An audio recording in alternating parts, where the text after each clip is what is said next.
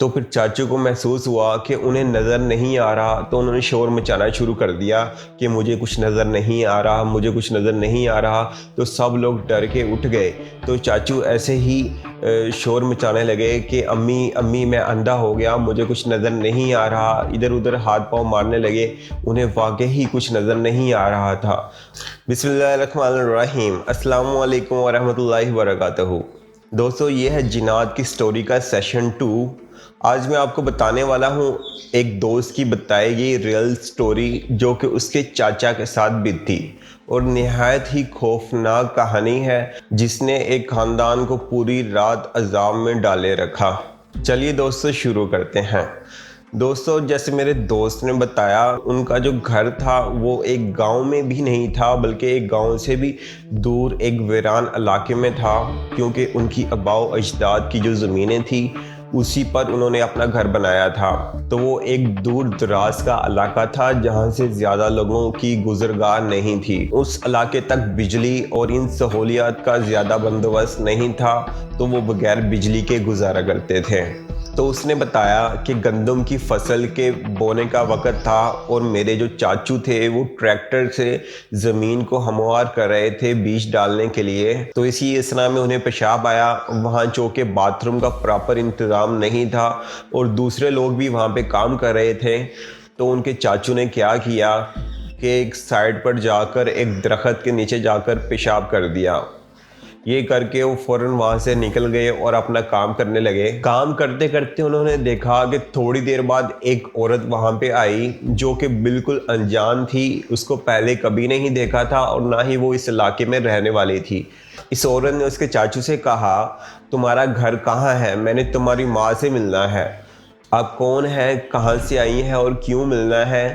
ये पूछने पर उसने कुछ जवाब ना दिया, लेकिन घर का पता पूछकर चली गई। मगरिब हुई, चाचू काम से फ्री होकर घर आ गए। गर्मियों का मौसम था, लाइट वैसे ही नहीं होती थी, तो सब लोग घर की छत पर जाकर सोते थे और छत के ऊपर वैसे भी काफ़ी रोशनी थी चांद की वजह से। लाइट तो ना थी। रात के 12 बजे के करीब किसी ने चाचू का पाँव हिलाया और उठा दिया और चाचू डर से उठ गए। उठकर उन्होंने देखा तो कोई नहीं था। उन्होंने अपना वहम समझकर उसे इग्नोर कर दिया और फिर सिगरेट जलाई। सिगरेट जल गई, लेकिन उन्हें नज़र कुछ ना आया। फिर उन्होंने महसूस किया कि सिगरेट पी जा सकती है, लेकिन उन्हें सिगरेट की रोशनी दिखाई नहीं दे रही। यहाँ तक कि उन्हें और भी कोई रोशनी दिखाई ही नहीं दे रही। उन्होंने समझा था कि वहाँ पे अंधेरा है इसलिए कुछ दिखाई नहीं दे रहा, लेकिन सिगरेट की लाइट भी दिखाई ना दी। तो फिर चाचू को महसूस हुआ कि उन्हें नज़र नहीं आ रहा, तो उन्होंने शोर मचाना शुरू कर दिया कि मुझे कुछ नज़र नहीं आ रहा, मुझे कुछ नज़र नहीं आ रहा। तो सब लोग डर के उठ गए। तो चाचू ऐसे ही शोर मचाने लगे कि अम्मी अम्मी मैं अंधा हो गया, मुझे कुछ नज़र नहीं आ रहा। इधर उधर हाथ पांव मारने लगे, उन्हें वाकई ही कुछ नज़र नहीं आ रहा था। यही शोर मचा रहे थे, यकदम क्या हुआ, उनकी हाथ और पांव पर कट के निशान लगने शुरू हो गए। उनकी हाथ और पांव पर ऐसे निशान नज़र आए जैसे किसी ने ब्लेड मारा हो और वहाँ से हल्का हल्का खून रिस रहा हो।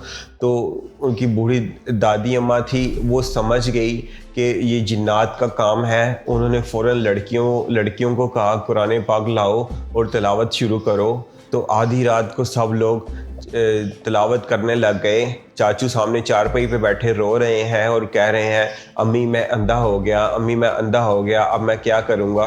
और उनकी माएँ बहनें भी साथ बैठी कुरान पाक पढ़ती जा रही हैं और उनकी आंखों से भी आंसू आते जा रहे हैं। और वो आधी रात किसी डॉक्टर के पास भी नहीं जा सकते और डॉक्टर भी वहाँ से काफ़ी दूर था। ऐसे ही कुरान पाक की तिलावत सुनते सुनते पता नहीं किस टाइम चाचू की आंख लग गई और वो सो गए। तकरीबन 1 घंटे बाद वो दोबारा उठे और उठकर चिल्लाने लगे कि अम्मी मेरी नज़र वापस आ गई, मैं देख सकता हूँ, अम्मी मेरी नज़र वापस आ गई, मैं देख सकता हूँ। और हकीकत में अब उनकी आंखें ब्लैक हो गई थी और उन्हें वाज़िया नज़र आ रहा था। तो उन्होंने बताया, मैंने ख्वाब में उसी औरत को देखा जो मेरे से घर का रास्ता पूछ कर गई थी।